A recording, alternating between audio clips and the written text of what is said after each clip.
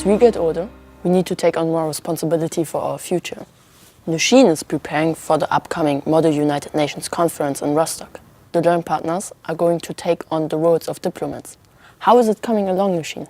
It's coming along really well. I like having my own quiet place to work in. I like being able to put my materials in my own drawer and even charge my iPad at my own desk. Selbstorganisiertes Lernen bedeutet, dass die Lernpartner immer stärker Selbstverantwortung für ihr Lernen übernehmen. Dazu gehört auch, dass sie bestimmte Lernkompetenzen erwerben, um dieses selbstorganisierte Lernen tatsächlich dann auch umsetzen zu können. Der Unterricht entwickelt sich immer weiter. Das heißt, es geht nicht nur darum, Altes, was man früher analog gemacht hat, digital umzusetzen, sondern es geht viel stärker auch darum, neue Unterrichtsszenarien zu entwickeln. In art, we are mixing digital media with traditional techniques. So how are we doing it? Our students are starting with traditional media and then using their iPads and taking pictures of their images that they're creating, bringing them into Adobe products such as Illustrator or Sketch, and then recreating their work in a digital context. I think there's a lot of creative opportunity and technical opportunity between visual arts and digital work.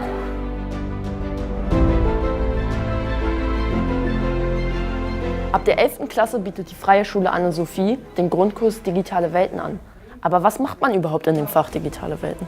Ja, der Grundkurs bietet den Lernpartnern und Lernpartnerinnen die Möglichkeit, Einblick in die digitalisierte Berufswelt zu erhalten. Und dadurch können die Lernpartner und Lernpartnerinnen direkt in Kontakt mit Industrie 4.0 und Arbeit 4.0 kommen. So Nushin, you are sitting here with your family, but what's so special about the learning families in secondary school? Well, I think the special thing about learning families in secondary school is that at lunchtime we always have the chance to sit together and to basically interact with one another socially, because it's kind of hard to do that during class time. It goes from grade 10 to grade 12, so some kids are a little younger than me and others are a little older, but I think in a way that's actually really good, because then we can learn how to interact with people of different ages and not just with people who are our age.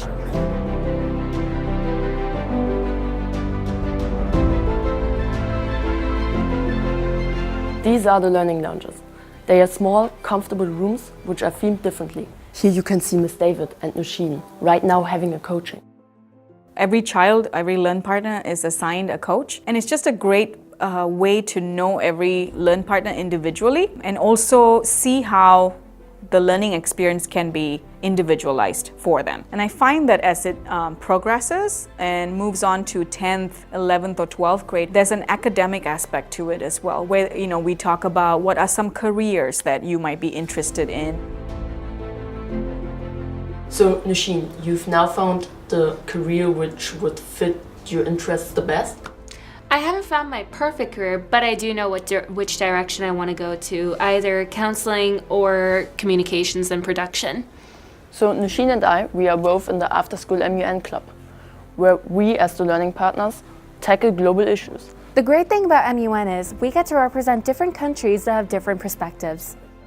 The MUN is strongly connected to our school's commitment to the United Nations Sustainable Development Goals. And one of the ways that I thought it was absolutely vital to interact with these global issues is for the learning partners themselves to engage with other learning partners from other schools and try to find solutions for themselves. We have to learn how to solve these problems of the world together.